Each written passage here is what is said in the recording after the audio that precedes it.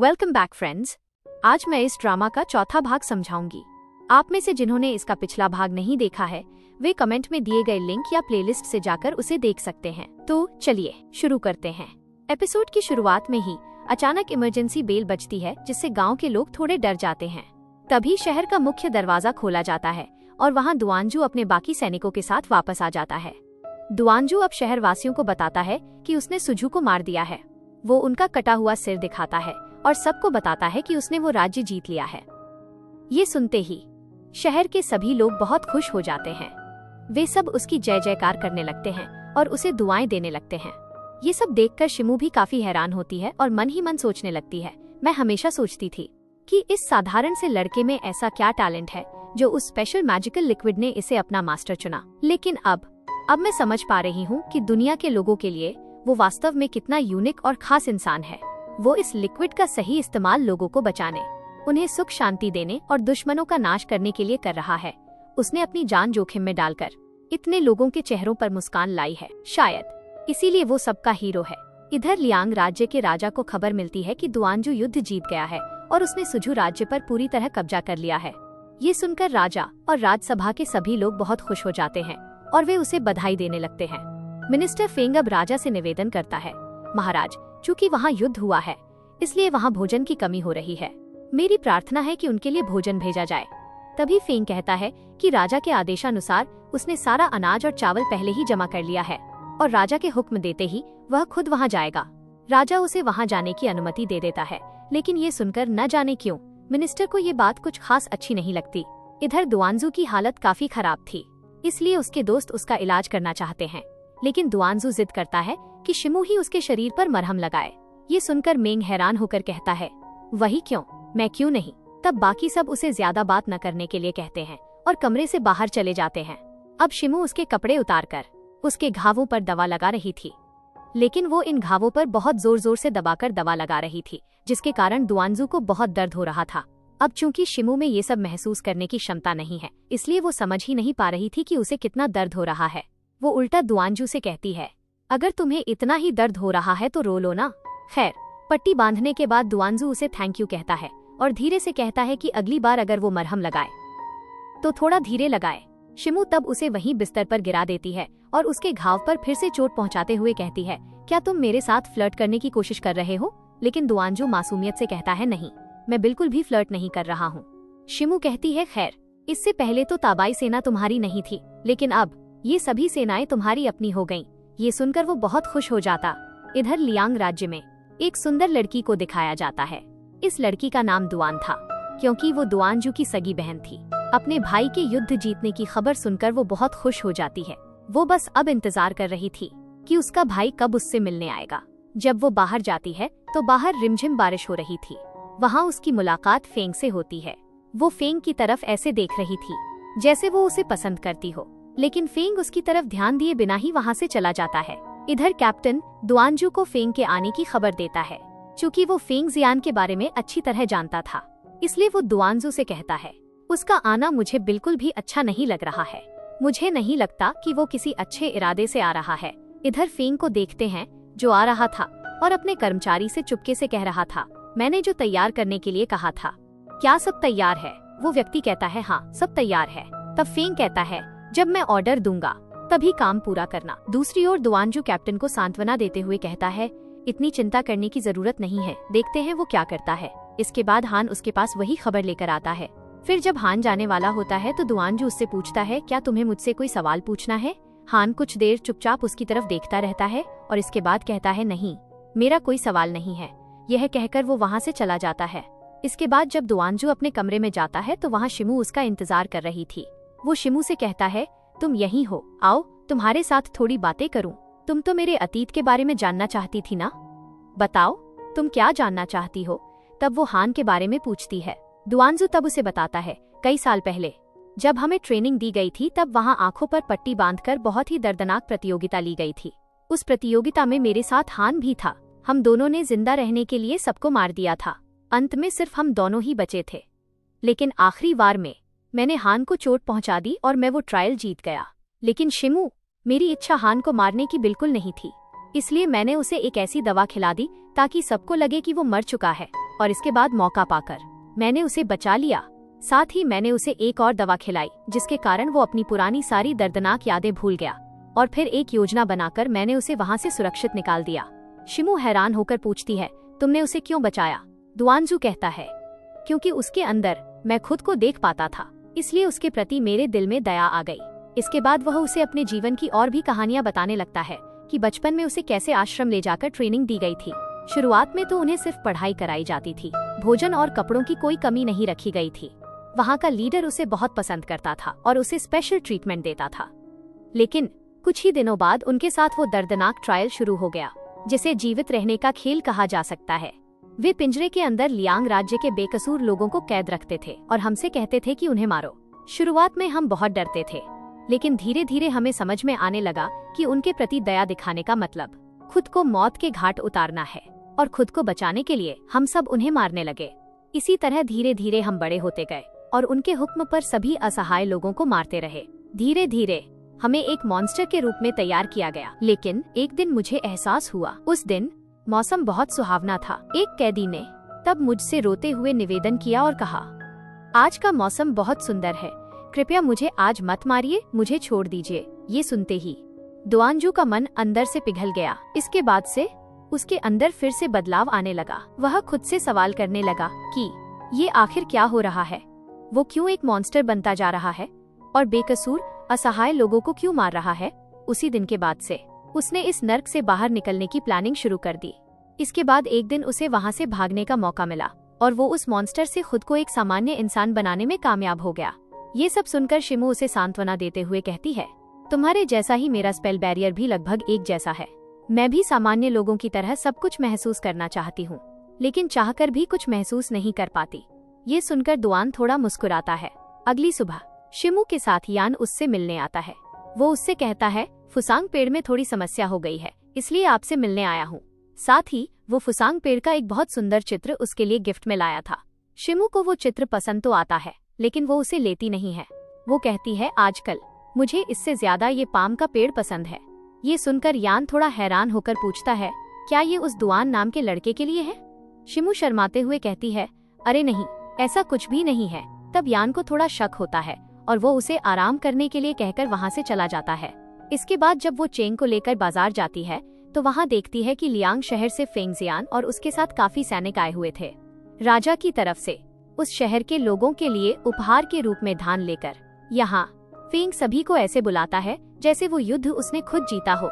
General दुआनजू ने नहीं, और गिफ्ट के रूप में वो सबके लिए धान लेकर आया है। अब वहाँ के लोग तो बहुत खुश हो जाते हैं, क्योंकि उन्होंने बहुत दिनों से भरपेट चावल नहीं खाया था। वे कुछ भी रूखा सूखा खाकर जीवित थे। वे जल्दी जल्दी सब कुछ छीनने लगते हैं। शिमू तब चेंग से पूछती है, तुम धान नहीं लोगे? चेंग तब दुखी होकर कहता है, ये आदमी मुझे बिल्कुल भी पसंद नहीं आया, क्योंकि जनरल दुआनजू ने इतनी मेहनत से युद्ध जीता है और ये आदमी अब ऐसे बात कर रहा है जैसे पूरी जीत इसी ने हासिल की हो। ऐसे समय में वहाँ दुआनजू और बाकी सभी सैनिक भी आ जाते हैं। फेंग की ऐसी हरकत से वे थोड़े नाराज हो जाते हैं, लेकिन दुआनजू अब फेंग की तरफ देखकर थोड़ा मुस्कुराता है। वे दोनों अब मिलते हैं। फेंग अब चालाकी से उस पर एक के बाद एक कई जिम्मेदारियां डाल देता है, यहाँ तक कि ये भी कहता है कि उनकी ताबाई सेना का कैंप इस शहर के बाहर लगाया जाए, जब तक कि मास्टर चिंग यहाँ खुद आकर कमांड नहीं संभाल लेते। यह सुनकर दुआनजू के साथी तो बहुत ज्यादा गुस्सा हो जाते हैं, लेकिन कुछ नहीं किया जा सकता। दुआनजू और उसके दोस्त पहले से ही समझ गए थे कि वह उन्हें निश्चित रूप से किसी न किसी मुसीबत में डालने ही आया है। इधर जो चेंग है वो चावल गुस्से में लेना नहीं चाहता था और इसी आपाधापी में वो उसे लेकर वहीं गिर जाता है। इसके बाद जब वो शिमू से मिलने जाता है तो वहाँ दुआनजू भी बैठा था। चेंग रोते हुए दुआनजू से निवेदन करता है कि उसे भी अपनी सेना में भर्ती कर ले, वो भी उसकी तरह एक महान जनरल बनना चाहता है। तब दुआनजू कहता है, ठीक है, जब हम यहाँ से जाएंगे तुम्हें अपने साथ लेकर जाएंगे। चेंग तब मासूमियत से पूछता है, आप लोगों के साथ जाने के बाद क्या मैं फिर से अपनी बहन को देख पाऊंगा? शिमू तब उसे सीधे सीधे कह देती है कि वह उसे अपने साथ नहीं ले जाना चाहती। यह सुनकर चेंग को बहुत दुख होता है और वो रोते रोते वहाँ से चला जाता है। दुआनजू शिमू से कहता है, उसका मन दुखी क्यों किया? उसे तो थोड़ा सांत्वना भी दे सकती थी ना। शिमू कहती है, रोने से उसका मन हल्का होगा, जो चीज कभी संभव ही नहीं है उसे झूठी उम्मीद देकर कोई फायदा नहीं है। मैं जहाँ से आई हूँ मुझे वहीं वापस जाना होगा। ये कहकर वो वहाँ से चली जाती है। उस रात शहर में उत्सव हो रहा था। युद्ध जीतने की खुशी में एक बड़ी पार्टी रखी गई थी। बहुत खाना पीना होता है और वे सब बहुत आनंद लेते हैं। उनके नाच गाने और इस खुशी को देखकर शिमू को भी अंदर से अच्छा लगता है। इसके बाद वह चुपचाप वहाँ से उठकर चली जाती है। उसे इस तरह अचानक जाते देख चेंग को थोड़ा दुख होता है। शिमू पाम के पेड़ के नीचे एकदम अकेली बैठी थी। पार्टी खत्म करके दुआनजू सीधे उसके पास आता है और उससे रिक्वेस्ट करता है कि अगर उसके पास समय हो तो वो उसकी ड्रेसिंग थोड़ी बदल दे, क्योंकि उसके घाव से ब्लीडिंग हो रही है। ये देखकर शिमू उसकी ड्रेसिंग बदलने लगती है।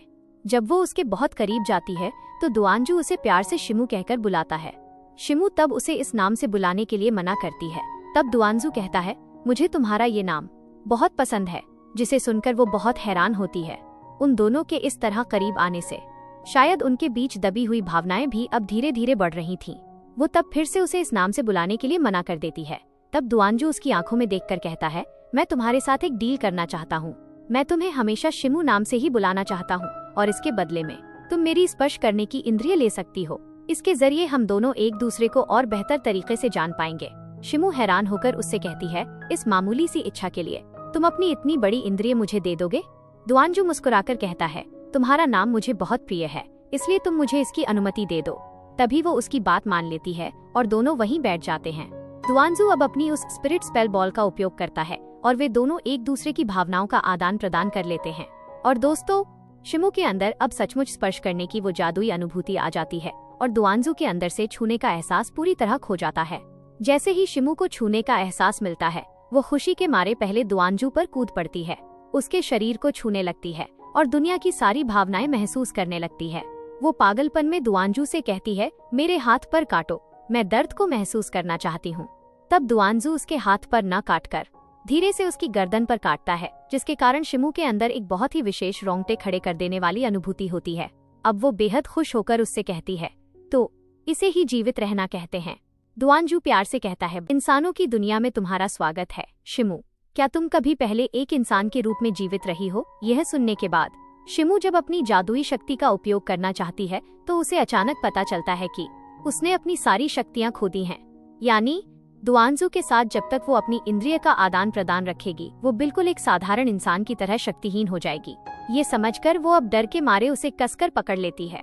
तब शिमू प्यार से धमकी देते हुए कहती है, भूलना मत, 10 दिन बाद मैं फिर से शक्तिशाली हो जाऊंगी, तब तुम्हें मजा चखाऊंगी।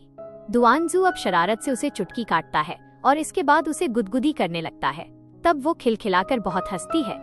दुआनजू अब उसे ये सारी इंसानी अनुभूतियां समझाता है और इसके बाद उसका ध्यान जाता है कि दुआनजू के उस घाव वाली जगह से खून निकल रहा है, लेकिन उसे जरा भी दर्द नहीं हो रहा है। तब वो समझ जाता है कि शिमू के भावनाहीन रहने पर उसे कैसा महसूस होता था। असल में वो भी शिमू की तरह कुछ समय के लिए इस भावनाहीन जीवन का अनुभव करना चाहता है, जिसे सुनकर शिमू बहुत ज्यादा हैरान हो जाती है। अगली सुबह जब दुआनजू की नींद खुलती है तो एक अजीब गड़बड़ होती है। वो सुबह उठकर जिसे भी छू रहा था, वो चीज फट रही थी, टूट रही थी।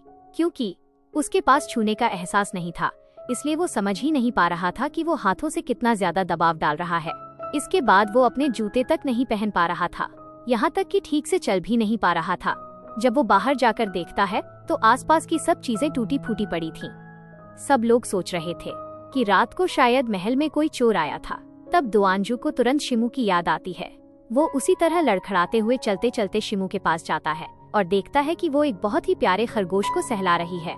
उससे बात करके दुआनजू को समझ आता है कि पूरी रात ये सारी तोड़फोड़ किसी चोर ने नहीं, बल्कि खुद शिमू ने की है। स्पर्श की अनुभूति का मजा लेने के लिए पूरे महल में मौजूद हर चीज को उसने तहस नहस कर दिया था। यहाँ तक कि पूरी रात वो सोई भी नहीं, क्योंकि उसके पास इंसान बनकर जीने के केवल 10 ही दिन हैं। दुआन अब उसके चेहरे पर लगी मिट्टी को पोंछने के लिए कहता है। तब वो दुआन के हाथ को पकड़कर महसूस करने लगती है और अपनी त्वचा को भी छूती है। दुआन उससे मुस्कुराकर कहता है, चलो तुम्हें आज बाजार ले चलता हूँ, वहाँ बहुत कुछ है महसूस करने के लिए। जब वो उसे बाजार ले जाता है तब तो शिमू किसी छोटे बच्चे की तरह सभी दुकानों में घूम घूम कर हर चीज को दबाकर तोड़कर नष्ट कर रही थी, और इधर बेचारा दुआनजू ठीक से चल भी नहीं पा रहा था। किसी नशे में धुत व्यक्ति की तरह वो अपने ही पैरों पर गिर रहा था। कोई उसके पैरों पर पैर रखकर चला जाता तो उसे कोई एहसास भी नहीं होता था। आसपास के लोग उसे देखकर सोच रहे थे कि जनरल साहब शायद आज सुबह सुबह ही नशे में हैं। शिमू का जब आसपास की हर चीज को तहस नहस करना खत्म हो जाता है तब वो दूसरी तरफ चली जाती है। अब सभी दुकानदार दुआनजू से आकर शिकायत करने लगते हैं। तब दुआनजू थका हुआ सा कहता है, ठीक है, सारे नुकसान के पैसे मैं दे दूंगा। इसके बाद जब वो शिमू की तरफ मुड़कर देखता है तब शिमू को खिलखिलाते हुए और इतना सुंदर देखकर अचानक उसके दिल की धड़कन बहुत तेज हो जाती है। तब दुआनजू को लगता है कि इस पूरी दुनिया में उसने इतनी सुंदर लड़की कभी नहीं देखी। उसकी जो पसंद थी वो उसी पल गहरे प्यार में बदल जाती है। शिमू जब बाजार में घूमते घूमते अचानक गिरने लगती है, दुआनजू तब फुर्ती से उसे अपनी बाहों में संभाल लेता और कसकर पकड़ लेता है। शिमू तब इस तरह हाथ पकड़े जाने की खूबसूरत अनुभूति को अपने दिल में महसूस करती है और वे दोनों एक दूसरे की तरफ देखकर बहुत ही रोमांटिक तरीके से मुस्कुराते हैं। 2 दिन बाद सुझू राज्य में आखिरकार मार्शल चिंग आ जाते हैं। दुआनजू जिसके अंडर रहकर काम करेगा, उनका सब लोग बहुत बड़ा स्वागत करते हैं और इसके बाद दुआनजू उसके पास जाकर मिलता है और उन्हें पूरा सम्मान देता है। मार्शल चिंग उसके इस बेहतरीन काम की बहुत प्रशंसा करते हैं और इसके बाद कहते हैं, चूँकि ये राज्य तुमने जीत लिया है इसलिए अगली बार तुम नॉर्थ चोंग पर हमला करोगे। लेकिन दुआनजू तुरंत मना करते हुए कहता है, उन्होंने पहले ही हमारे साथ शांति समझौता कर लिया है, इसलिए मुझे नहीं लगता कि वहाँ हमला करना नैतिक रूप से सही होगा। हमें इसकी जगह यूजू और लुजू राज्य पर हमला करना चाहिए। हालांकि मार्शल चिंग उसकी इस बात से बिल्कुल सहमत नहीं होते। वो अपनी धौंस जमाते हुए कहते हैं, 2 राज्यों पर एक साथ हमला करने पर शांति समझौता होने में लगभग 1 साल लग जाएगा। उससे बेहतर है तुम सिर्फ इयोजू राज्य पर हमला करो। मार्शल चिंग दुआनजू को आगे कुछ भी कहने का मौका नहीं देते और जानबूझकर अपना यह तानाशाही फैसला उस पर थोप देते हैं। साथ ही वो उस रहस्यमयी लड़की से भी मिलना चाहते हैं जिसने युद्ध जीतने में दुआनजू की इतनी बड़ी मदद की थी। दुआन तब चिंग से कहता है कि वो शिमू को बुलाकर लाए। शिमू जब वहाँ दरबार में आती है तब मार्शल चिंग उससे पूछते हैं, क्या तुमने ही विभिन्न गणितीय गणनाएं करके हमें ये युद्ध जिताया है? शिमू तब बेबाकी से कहती है, नहीं, युद्ध जिताना मेरा काम नहीं है, मैंने बस मौसम का थोड़ा अनुमान लगाकर उन्हें जानकारी दी थी। ये पूरी तरह से किस्मत पर ही निर्भर करता है और साथ ही हमारी कोशिश भी होनी चाहिए। उसकी इन समझदारी भरी बातों से प्रभावित होकर मार्शल चिंग उसे सेना में एक बड़ा प्रमोशन देना चाहते हैं, लेकिन शिमू उन्हें साफ धन्यवाद देकर कहती है, मुझे किसी प्रमोशन की जरूरत नहीं है, मैं पहले भी जैसे दुआनजू के साथ थी अभी भी सिर्फ उसी के साथ रहना चाहती हूँ। उसके ऐसे सीधे और अड़ियल व्यवहार से वहाँ मौजूद कुछ सैनिक बहुत नाराज हो जाते हैं। तब शिमू भी गुस्से में तमतमाकर कहती है, अगर मैं खुद यहाँ से जाना नहीं चाहती तो इस पूरी महफिल में किसकी इतनी हिम्मत है जो मुझे जबरदस्ती ले जाए। यह सुनते ही एक सैनिक गुस्से में तलवार तानकर उसे मारने आगे आता है, लेकिन दुआनजू ढाल बनकर उसे प्रोटेक्ट कर लेता है। तभी शिमू चालाकी से वहाँ बेहोश होने का नाटक कर देती है। यह देखकर दुआनजू बिना वक्त गवाए उसे अपनी गोद में उठा लेता है और उन सबके सामने गरजते हुए कहता है, अगर मेरा आदमी कहता है कि वो नहीं जाएगी तो वह कहीं नहीं जाएगी, मैं इसे अपने साथ ले जा रहा हूँ। यह कहकर वो सबके सामने से वहाँ से निकल जाता है। उसके ऐसे बागी व्यवहार से मार्शल चिंग सहित महफिल में उपस्थित सभी बड़े अधिकारी काफी ज्यादा नाराज हो जाते हैं, लेकिन उसे इस तरह अपनी गोद में उठाकर ले जाते समय दुआनजू को दिल ही दिल में बहुत अच्छा लग रहा था। इसके बाद वो उसे सुरक्षित उसके कमरे में ले जाकर सुला देता है और उसे आराम से सोने के लिए कहता है। उस रात मार्शल चिंग और फेंग जियान दोनों बंद कमरे में मिलकर एक गुप्त सलाह कर रहे थे। इससे हम साफ समझ सकते हैं कि वे दोनों अंदर ही अंदर एक हो चुके हैं और दुआनजू को दबाने के लिए उसके खिलाफ एक बड़ी साजिश रच रहे हैं। आज दुआनजू ने दरबार में जो बगावती फैसला लिया वो उन्हें बिल्कुल भी अच्छा नहीं लगा था, लेकिन फिर भी मजबूरन उन्हें अभी ये फैसला मानना होगा, क्योंकि वे ड्यूक पेई नाम के एक खास व्यक्ति को ढूंढ नहीं पा रहे हैं। जब तक उनकी वो मुख्य योजना पूरी तरह से तैयार नहीं हो जाती तब तक दुआनजू को थोड़ा थोड़ा करके ढील देनी ही होगी। हालांकि युद्ध का मैदान तो उनके ही फैसलों पर चलेगा। वे सोचते हैं कि अगर दुआन एक और युद्ध जीत जाता है तो उसका क्रेडिट मार्शल चिंग को मिलेगा और उन्हें पुरस्कृत किया जाएगा, और अगर वह गलती से युद्ध के मैदान में मारा जाता है तो उसे शहीद का दर्जा मिल जाएगा और उसका रास्ता हमेशा के लिए साफ हो जाएगा। यानी किसी भी सूरत में उनका मकसद पूरा हो ही रहा है। इसीलिए वे तय करते हैं कि उनकी पुरानी योजना के अनुसार ही आगे बढ़ना होगा। दूसरी ओर हम शिमू को देखते हैं। वो जब कमरे में चैन से सो रही थी तब वो अपने सपने में पहली बार ठंडी हवा को बहते हुए महसूस कर पा रही थी। यहाँ तक कि वो अपने दिमाग के अंदर अपने खोए हुए माता पिता को साक्षात देख पा रही थी। वो अपने सपने में अपने माता पिता के साथ बातें करती है और दौड़कर उन्हें गले लगा लेती है। उसके पिता वहाँ बैठकर एक बहुत ही सुंदर संगीत बजा रहे थे और उसकी माँ उसे बहुत दुलार और प्यार कर रही थी। अपने पिता और माँ के हाथों को छूकर वो अपने अंदर एक बहुत ही सुंदर ममता भरी गर्माहट महसूस करती है। इसके बाद जैसे ही अचानक उसकी रोते हुए नींद खुलती है तो वो देखती है कि पास ही दुआनजू बैठा हुआ था। शिमू की आंखों में आंसू थे, क्योंकि आज पहली बार उसे अपने माता पिता के हाथों को छूने की वो अनमोल अनुभूति मिली थी। यहाँ तक कि वो अब जागते हुए भी अपनी चलती हुई सांसों को महसूस कर पा रही थी, जिसका असली अर्थ ही है जीवित रहना। शिमू दुआनजू से कहती है कि थोड़ी देर पहले उसने अपने माता पिता को अपने सपने में देखा है, और इसके बाद उसे दुआनजू से पता चलता है कि साधारण इंसान भी बिल्कुल उसकी ही तरह सोते हुए खूबसूरत सपने देखते हैं। यह जानकर वो अंदर से बहुत ज्यादा हैरान और भावुक हो जाती है। और दोस्तों, यहीं पर आज का ये इमोशनल एपिसोड खत्म हो जाता है। आज का एपिसोड कैसा लगा आप लोगों को? शिमू और दुआनजू की ये केमिस्ट्री आपको कैसी लग रही है? कमेंट में जरूर बताइएगा।